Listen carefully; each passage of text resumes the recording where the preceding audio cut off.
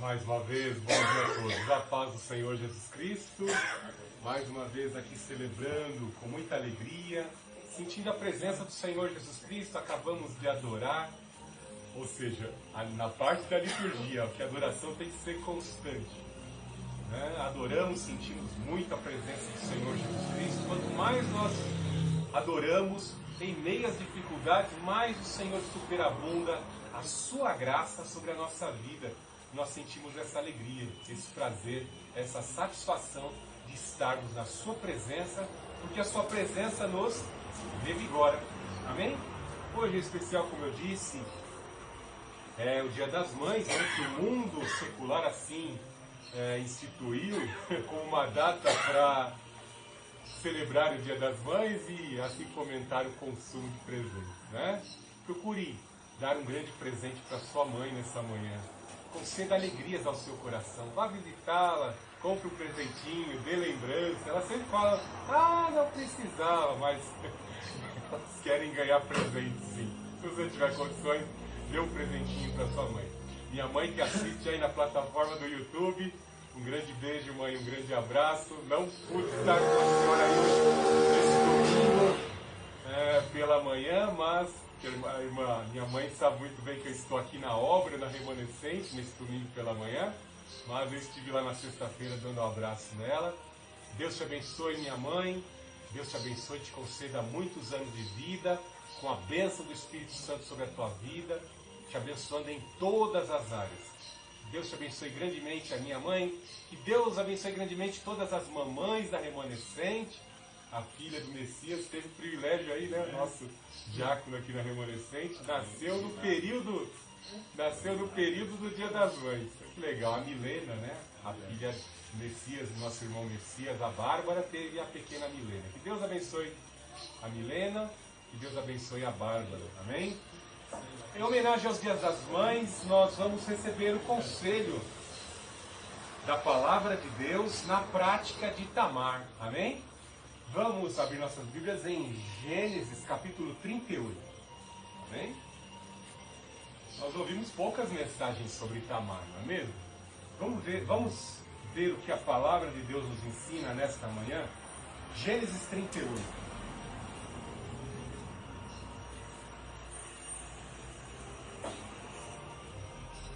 Vamos ver o versículo de Gênesis 38, do verso 12. Verso 12 do capítulo 38 de Gênesis. Alguns anos depois, a mulher de Judá morreu. Quando terminou o período de luto, Judá e seu amigo Ira, o adulamita, subiram a Tina para supervisionar a tosquia das ovelhas de Judá. Alguém disse a Tamar: seu sogro está subindo a Tina para tosquear as ovelhas. Tamar sabia que Sela já era adulto, mas nenhuma providência havia sido tomada para que ela se casasse com ele. Por isso, trocou suas roupas de viúva e, para disfarçar-se, cobriu-se com um véu. Depois foi sentar-se junto à entrada da vila de Enaim, no caminho de Tina. Judá viu e pensou que fosse uma prostituta, pois ela estava com o rosto coberto. Ele parou à beira da estrada e, sem saber que era sua própria nora, disse: quero me deitar com você.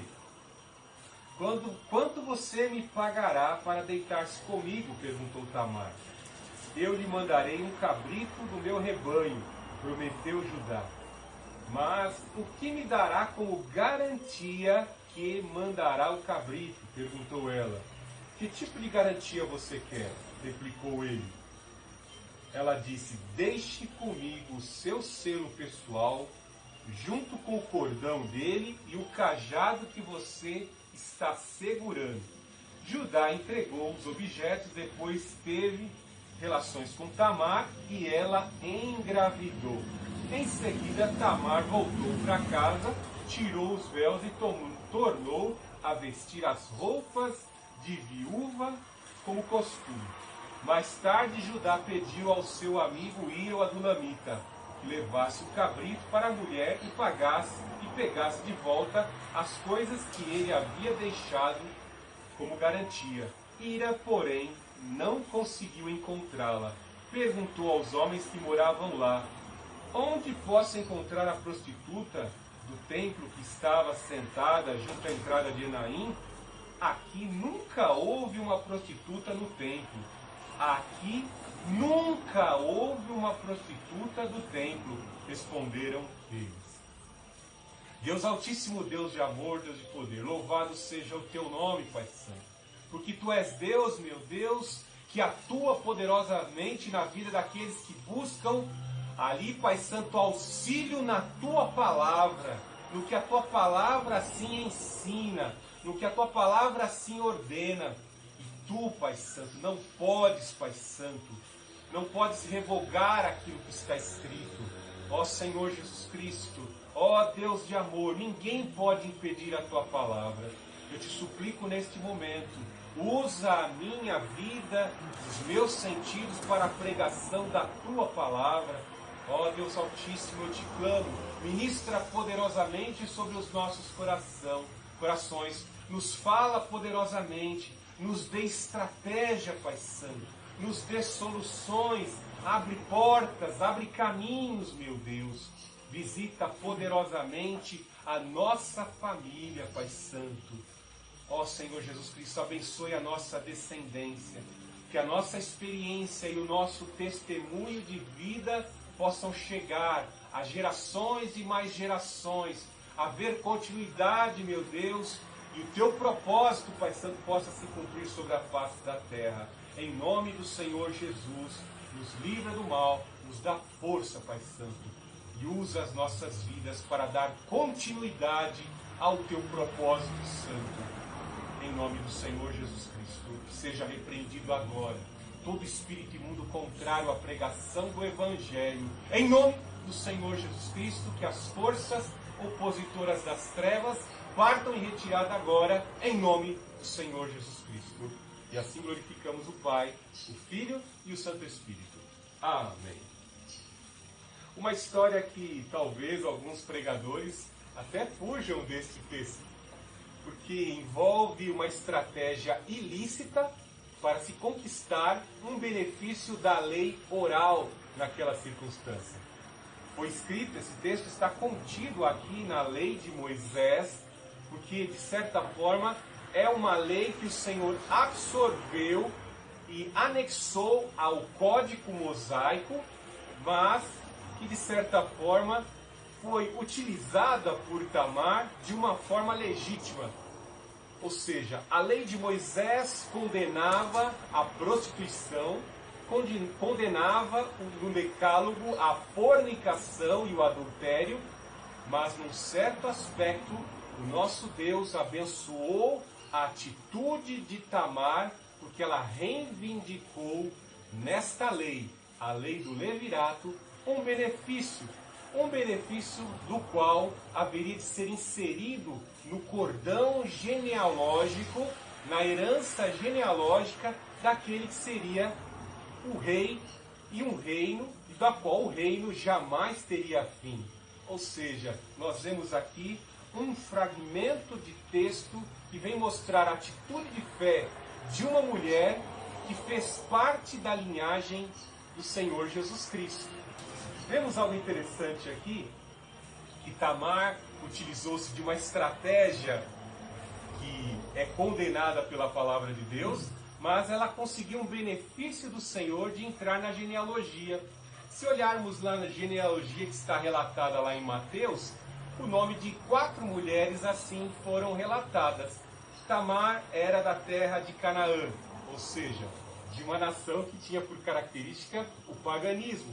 Vemos que Ruth, que também foi inserida na genealogia do rei Davi, também era moabita, né? Uma viúva moabita que abre mão da sua cultura para cuidar da sua sogra Noemi e que recebe o benefício de casar-se com o príncipe Boaz e também fazer parte da genealogia. Vemos um pouquinho mais para frente ali, quase tanto que paralelo, um pouquinho antes de Ruth, vemos Raabe, que também era uma prostituta em Jericó, e que também ela ouviu falar dos feitos do Deus Altíssimo para libertar o povo de Israel, e ela escolheu o Deus certo. Ela escondeu os espias, fez uma aliança com os espias, e quando as muralhas de Jericó caíram, pelo poder de Deus, com o juízo de Deus, a casa dela e os que estavam dentro da casa dela se salvaram. As muralhas caíram, mas a casa de Raabe permaneceu de pé. A quarta mulher que é citada lá na genealogia de Mateus é Betsabá, que cometeu adultério com Davi. Muitas pessoas às vezes só colocam a culpa em Davi, por Davi ter sido rei, e ele dava ordens e os servos tinham que se submeter às suas ordens, pois ele deu ordem e disse: tragam-me a mulher de Urias para conhecê-la. Ele cometeu um terrível pecado, o Senhor o puniu, mas o que uma mulher, que uma mulher por que uma mulher ficaria todos os dias, sabendo que o rei estava ocioso no palácio ali naquele mesmo horário? Por que ela não mudou de horário para tomar banho, Por que ela não mudou de horário para estar ali fazendo essa atividade, Ou seja, de certa forma, houve algo insinuoso por parte de Betsabá. Ou seja, uma mulher que adulterou com Davi. Notemos que 4 mulheres, de certa forma, que cometeram pecados, foram colocadas na genealogia do Senhor Jesus Cristo. Nosso Deus tinha um propósito de escolher uma nação, escolher uma família de Abraão, família de Isaac, Jacó, e destes clãs, desta família, formar uma nação que seria a vitrine do mundo em santidade. Ele tinha um propósito de fazer uma nação de sacerdotes, de pessoas santificadas, em contraste com as nações pagãs que praticavam toda sorte de imoralidade. E vemos que foi algo difícil para os patriarcas manterem-se isolados do mundo, manterem, de certa forma, um contato evangelístico, entre aspas, sem se contaminarem com as suas práticas, de serem inseridos nas mesmas práticas, de serem aculturados pelos povos pagãos. Eles falharam nessa missão de vivenciar uma vida de santidade, e por isso o Senhor Deus teve que intervir várias vezes. E nesse caso aqui de Gênesis 38, houve uma intervenção específica na vida de Judá. Nós vemos que aqui, nessa parte do livro de Gênesis, está sendo relatada a vida de José. O propósito de Deus estar trabalhando na vida de José, para depois, lá na frente, nós vemos que José sofreu a terrível traição dos seus irmãos com aproximadamente 17 anos de idade, e somente aos 30 haveria de se cumprir as promessas, os sonhos que foram oferecidos a José. Só com 30 anos de idade. Então, nesse período entre 17 e aos 30 anos de idade, ocorreu essa situação que Moisés faz questão de intercalar, porque, de certa forma, Moisés já está vendo aqui, por inspiração do Espírito Santo, que o cetro, o comando do reino, haveria de ser colocado sobre as promessas que foram entregues a Judá. Então, aqui vemos que está tratando de Judá. Judá, depois de ter conspirado contra o seu irmão José, com certeza a dor de consciência por ter feito terrível atrocidade com seu belíssimo irmão José. E o clima ficou pesado, com certeza, para todos os irmãos, depois daquela terrível situação e ter enganado o seu pai Jacó. E vemos que ele sai da casa do seu pai e vai morar com seu amigo chamado Ira. E convivendo ali com Ira, o seu amigo, ele conhece um homem chamado Suá.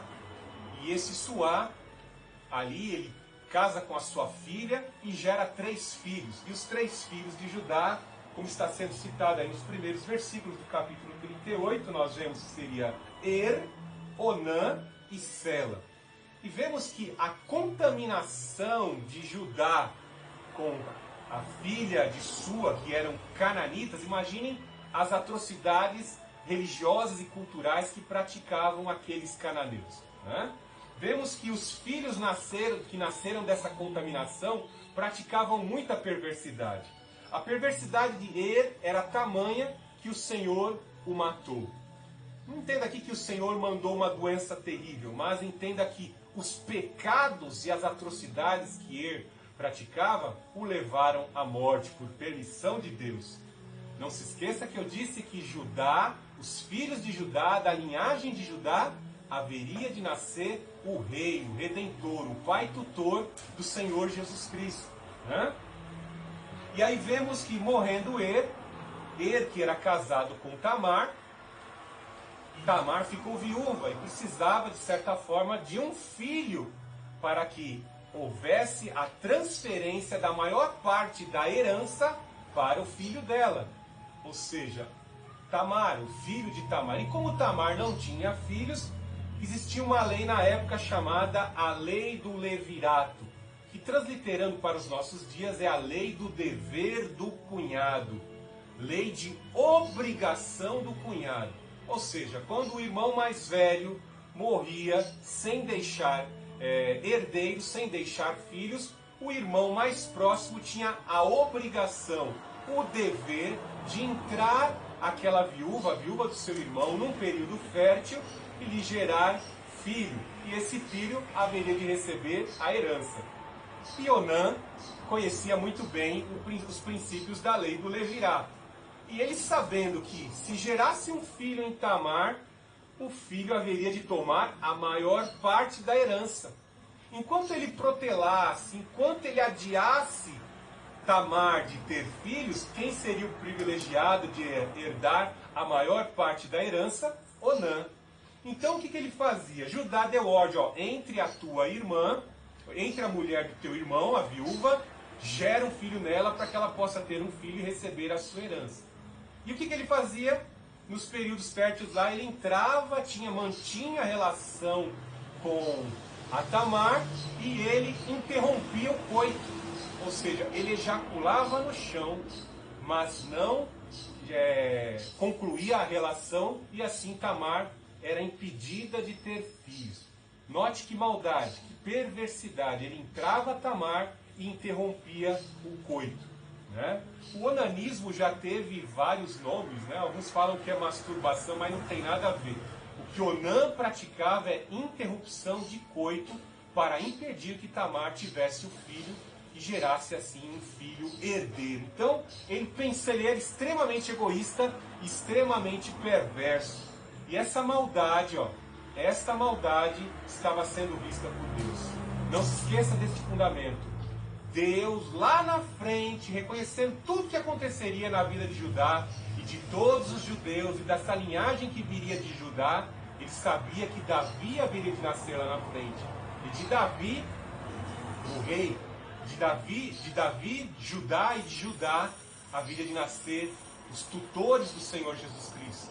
E até mesmo Maria, a mãe do Senhor Jesus Cristo. Então ele estava interrompendo um projeto de Deus, um projeto de salvação. E isso deixou Deus entristecido e nós vemos que Onã morre. E Judá, como estava tão contaminado pelo mundanismo, ele não percebeu que ele tinha uma bênção sobre a sua vida.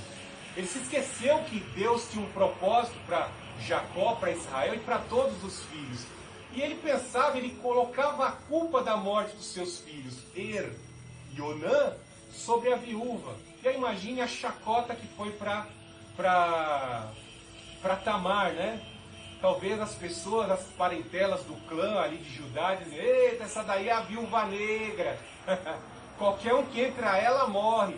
E Judá, temendo que qualquer um dos seus filhos que entrasse a ela morreria, o que ele fez? Ele impediu também que Er, que era o filho mais novo, o caçulinha, entrasse a ela e gerasse um filho a ela. Veja que a trama de Judá também é inescrupulosa. Em detrimento do cumprimento da palavra de Deus, ele mandou Tamar ir morar com seus pais para ficar velha, morrer na viuvez sem filho, na escassez, porque ser viúva nessa circunstância era passar terríveis dias na velhice. Então ele está adiando as bênçãos e os privilégios que essa mulher tem por direito. Manda ela morar, vai morar com seus pais lá e fica lá para guardar o filhinho querido dele. Então imagina que a Bíblia não cita que Sela também já se iniciava na prática da maldade, mas com certeza, com todo esse aculturamento que os patriarcas, a família de Judá estava sofrendo, eles estavam debaixo de terrível maldição. Mas a lição do Senhor vem. A lição do Senhor vem para corrigir e para corrigir a todos. Em especial Judá, que se transformou num velhinho safado, né? Então nós vemos que Tamar é colocada lá na casa dos seus pais com vestes de viúva, tinha que manter a integridade, nenhum homem poderia entrar a ela, e ela esperando o cumprimento da promessa do seu velho e maldoso sogro Judá. E com certeza ela pensava, olha, o Sela já está com 16 anos, olha, ele já pode entrar a mim e gerar um filho, né? O filho herdeiro. Imagine as necessidades que ela não passou na casa de seu pai, né?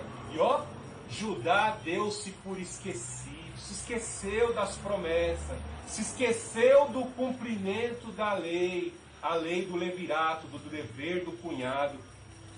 E aí nós vemos que os infortúnios, Deus começa a movimentar as peças dentro da casa. Então você, mamãe, que está na condição de Tamar, né? Achando que está esquecida, foi colocado na casa do seu pai lá, né, do sogro de Judá, e está esquecida. Não, Deus está vendo tudo que você está passando. Às vezes você está como Tamar, dizendo, é esse ano que vai se cumprir aquela promessa que eu recebi há tanto tempo. Deus sabe o tempo certinho de trabalhar os corações, de movimentar as engrenagens, como movimentar aquela engrenagem que está emperrada, sem lubrificação, quebrar a dureza de Judá, a sua resistência, as suas relutâncias.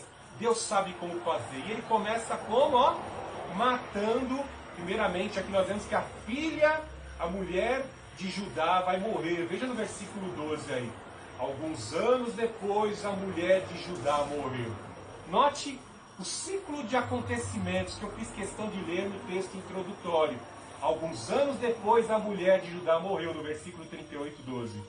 Quando terminou o período de luto, Judá e seu amigo Irã Adulamita subiram a tina para supervisionar a tosquia das ovelhas. Então a mulher de Judá morreu, e de períodos em períodos, com certeza períodos anuais, onde se celebravam a tosquia das ovelhas. Isso era uma atividade lucrativa naquela época, e ele, como tinha a bênção de Jacó sobre a sua vida, né?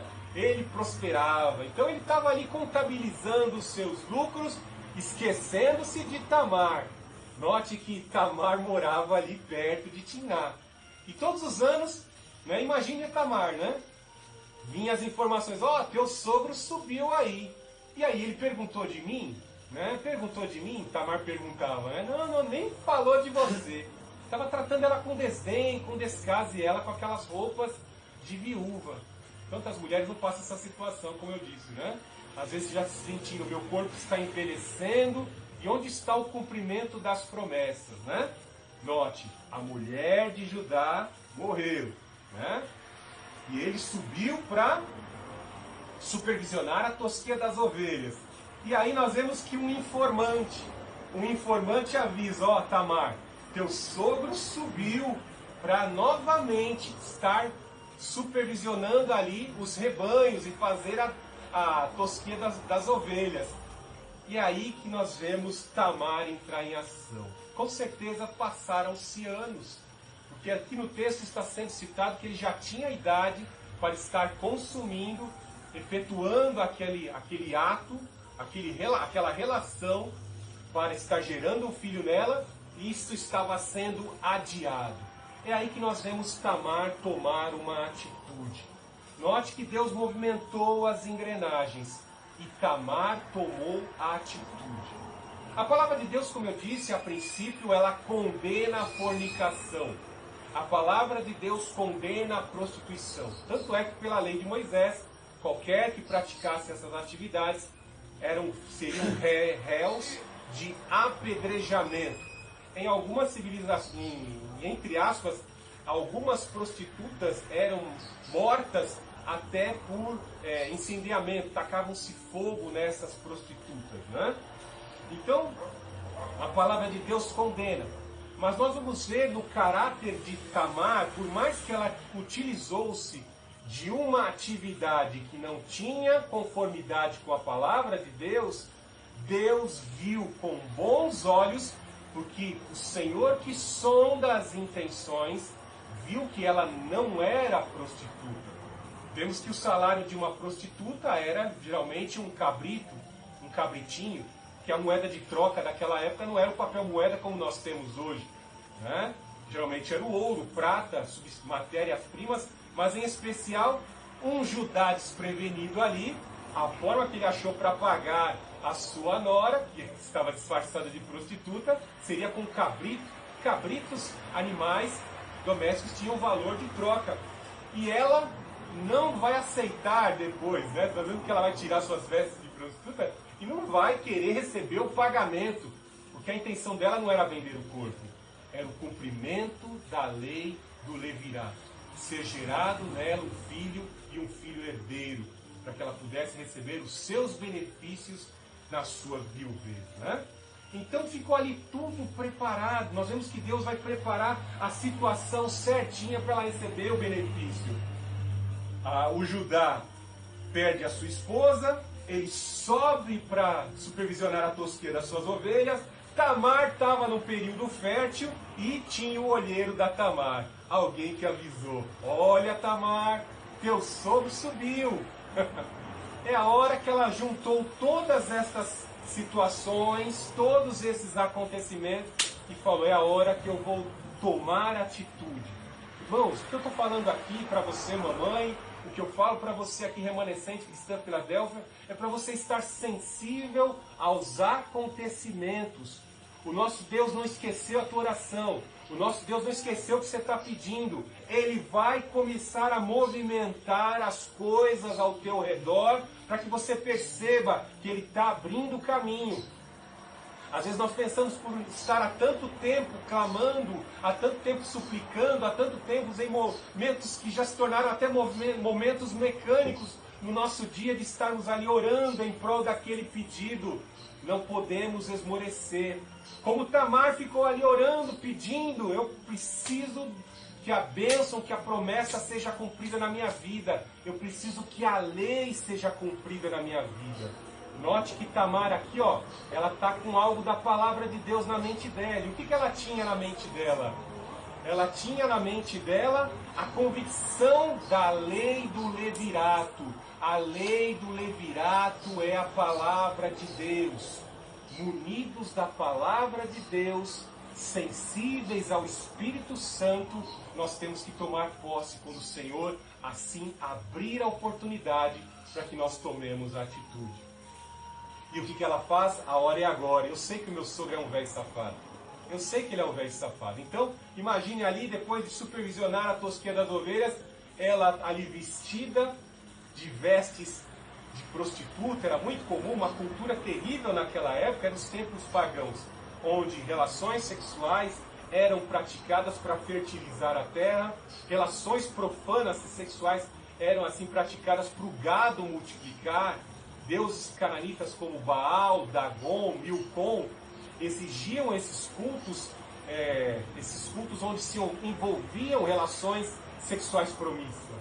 Então o que ela faz? Ela se veste, transveste como uma prostituta, cobre seu rosto e fica na entrada, próximo a um templo pagão.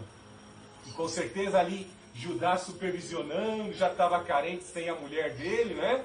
Às vezes estava necessitado de aliviar a sua carne pecaminosa, né? Ele olhando para Tamar ali transvestida, mas sem saber que era a sua nora, ele fala: eu vou acabar o serviço aqui, depois eu vou saciar minha carne. E não dá outra, né? Lá vai o Judá para saciar a sua carne, né? Veja como essa mulher foi sábia. Essa mulher foi sábia e ela não apresenta aqui em nenhum momento as características de uma prostituta. Depois de ter consumado o ato sexual, ela ciente que o seu sogro estava desprevenido, sem nenhuma moeda de ouro, sem nenhuma quantia ali, né? E não tinha como pagar, né? Ele falou, depois eu mando um cabrito, né? Depois eu mando um cabrito. Ela fala, mas me deixa algumas garantias de que você vai me enviar um cabrito. Quais são as garantias? Note como ele é negligente. Ele pega o selo dele que ficava sobre o pescoço. Geralmente o selo era cilíndrico, né, com algumas inscrições no selo. E um cordão passava pelo centro deste selo. E o cajado, ou seja, o cajado geralmente era utilizado pelos anciãos que dominavam sobre os clãs, né? Então ela toma esses três objetos, o cordão e o selo e o cajado, né? E vemos que Tamar, concebeu, ficou grávida, né? E vemos que Judá chega lá para Ira, o seu amigo, vai lá Ira, leva lá o pagamento daquela prostituta, já usei, mas deixa eu ser honesto aqui, deixa eu manter a minha boa fama, né? Estou distante de casa, mas deixa eu manter a minha boa fama, minha boa reputação de bom pagador. Vai lá, pega o cabrito e leva lá para aquela prostituta lá. E o Irão procura ali, aí todo mundo fala. Aí os moradores ali de perto, não tinha nenhuma prostituta aqui. Nenhuma que nem jamais houve prostituta. E Irão ficou perplexo, né? Irão ficou perplexo, e agora como é que eu vou levar o penhor que o meu senhor deixou com essa prostituta? A prostituta sumiu. Eu ia fazer uma brincadeira aqui, mas não vou não, vou deixar isso para a sala de aula, né? E ele volta, né? Judá, tá aqui de novo o cabrito, porque eu não encontrei aquela prostituta.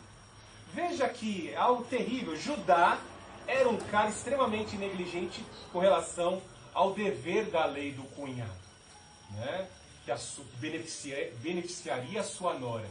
Mas quando depois de 3 meses anunciam para Judá, a tua nora que estava lá com roupa de viúva, ela adulterou. Ela não manteve a castidade em seu período de viuvez. Ela está grávida, Judá. Mas foi de imediato a decisão de Judá. Nem apedreja, já tira ela para fora de casa e taca fogo nela. Nós vemos que Judá, o negligente Judá, o relapso Judá, perverso, inescrupuloso Judá, continuava ainda com seu coração endurecido pela maldade. Conspirou contra o seu irmão José, fazia atrocidades, Deus já estava levando os seus filhos, beneficiava o Sela lá para que não cumprisse a lei do levirato, e agora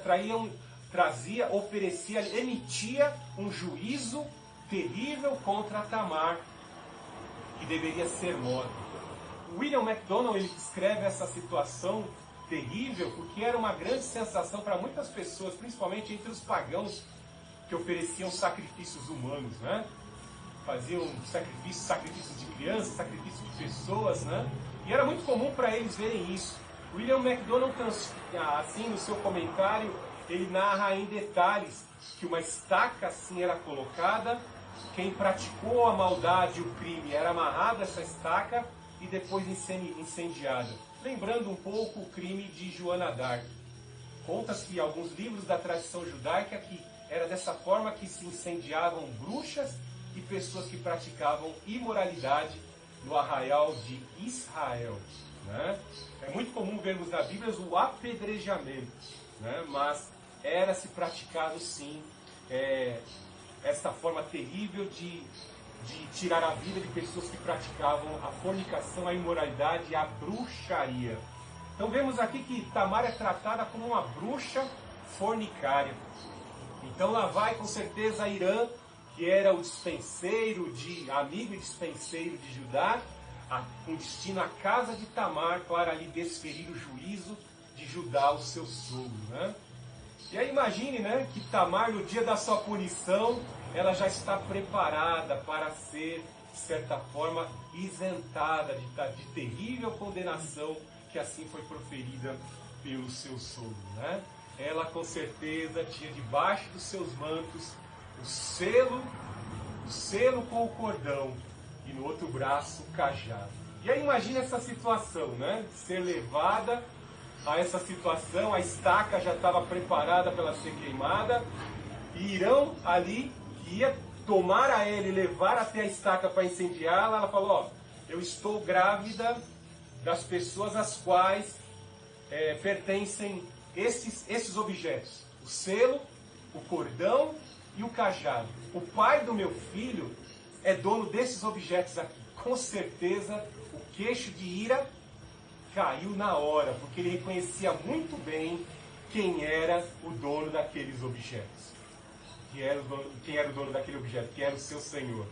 E aí vemos algo incrível aqui, né? No versículo 38, 25. Quando estavam tirando de casa para matá-la, ela enviou a seguinte mensagem aos seus sogros: estou grávida do homem que é dono destes objetos. Olhe com atenção de quem são estes selo, este cordão e esse cajado. Eu acho que ela está questionando, quem é o dono, hein, Ira? Quem é o dono do cajado? Quem é o dono do cordão e do selo? Os servos reconheciam muito bem que era um selo do seu senhor Judá. Neste exato momento, quando Judá lhe imposta desses objetos, do álibi, da justificativa de Tamar, veja no versículo 26. Judá os reconheceu de imediato e disse: ela é mais justa do que eu, pois não tomei as providências para que ela se casasse com meu filho Selá. Então é nessa hora que o Senhor trabalha o coração de Judá e mostra a sua negligência, todo o seu pecado, a sua maldade. E ele chama aquela mulher de mais justa do que ele. Louvado seja o nome do Senhor Jesus Cristo. E Tamar foi isenta assim da fogueira, porque fez algo justo para que o cumprimento da palavra se tornasse cumprimento na sua vida e ela pudesse tomar posse da sua bênção. Tamar, como uma das noivas de Cristo do Antigo Testamento, nos traz grande ensinamento de sermos pessoas perseverantes no cumprimento da palavra. Todos nós temos que observar na palavra de Deus, assim como na lei do levirato, que era algo que o Senhor escreveu e ordenou a Moisés que escrevesse, como benefício. Talvez você está se aproximando da velhice, talvez você não esteja onde está o cumprimento das promessas. Talvez você esteja passando por uma enfermidade. A igreja de Cristo tem clamado, e às vezes, por observar o que as pessoas que vão fraquejando na luta, na persistência, por alcançar algo de Deus, às vezes começam a se sentir desestimuladas. Irmãos, assim como na vida de Tamar, Deus precisa, de certa forma, estar operando na vida das pessoas que estão correlacionadas com a bênção que estamos buscando. Como eu disse alguns instantes atrás, alguns corações de pessoas que vão se relacionar conosco e com a bênção que temos para receber, também precisam ser trabalhadas. O coração de Judá precisava ser trabalhado, ao ponto da sua mulher morrer. Seus filhos precisavam morrer, para que a mente de Judá se mudasse. Alguns pecados da vida de Judá só vão ser completamente retirados num estágio muito prolongado da sua vida. Nós vamos ver um Judá diferente quando ele está diante de José e tem que se curvar diante de José como ministro da fazenda, como chanceler lá na terra do Egito. Então, o operar de Deus na vida de algumas pessoas que estão relacionadas com aquilo que estamos pedindo, com a bênção que estamos pedindo, é um processo demorado às vezes, não é a curto prazo, porque Deus não arromba o coração de ninguém. Eis que estou à porta e bato. Então ele tem que trabalhar de diversas formas, e isso envolve tempo. É óbvio que o nosso Deus tem ponto de saturação. Ele sabe muito bem que algumas pessoas resistem, fecham a porta, querem como Faraó persistir no erro, e ele leva até o Mar Vermelho para ser envergonhado com todo o seu poderio militar. Você confia nesse Deus serpente que está na tua coroa, Faraó, mas eu vou humilhar você e a serpente aqui no Mar Vermelho. Então Deus trabalha dessa forma, mas aqueles que perseveram no Senhor Como disse Débora em seu canto, porque todos que te louvam brilham como o sol ao amanhecer. Sempre olhamos para o leste, nós temos o privilégio, moradores aqui da Zona Leste, de ver o sol nascer do nosso lado aqui. Como é lindo! Sempre, todos os dias ele irradia. Assim como existe a promessa do sol irradiar, trazendo iluminação, energia e crescimento à fauna e à flora, iluminando o nosso dia, bem assim são os cumprimentos das promessas em nossas vidas. Nós vamos tomar posse das promessas, assim como o sol irradia e confirma, aqui está o sol dissipando as trevas. Bem assim o nosso Deus, ele vai dissipar as trevas, ele vai cumprir as promessas, mas desde que tomemos posse da palavra, desde que venhamos a crer na palavra e não venhamos a esmorecer. É comum nós vermos que algumas pessoas começaram na fé juntamente conosco. É interessante vermos que começamos na época da faculdade, do seminário, estudando junto com outras pessoas. Aí vemos que nós concluímos a nossa faculdade, estamos fizemos a faculdade servindo ao Senhor Jesus Cristo na obra, estamos na obra até hoje, estamos até com a igreja aberta, né? E alguns que começaram conosco, às vezes alguns não concluíram a faculdade, outros terminaram a faculdade, outros permaneceram na fé por algum tempo e abandonaram a fé, outros estão no ceticismo, no erro, no engano, afastados do Senhor. Por quê? Deixaram de crer nas promessas. Quando eu olho para a minha vida e olho para a vida de muitas pessoas que me inspiram, eu vejo que mesmo em cadeias, mesmo com enfermidade, quando eu olho para a vida do profeta Ezequiel, mesmo tendo ataques epiléticos, eu olho para a vida de Paulo, mesmo com espinho na carne, eu olho para a vida de Eliseu, mesmo tendo uma enfermidade fatal que o matou, ele manteve-se firme e firme até o fim.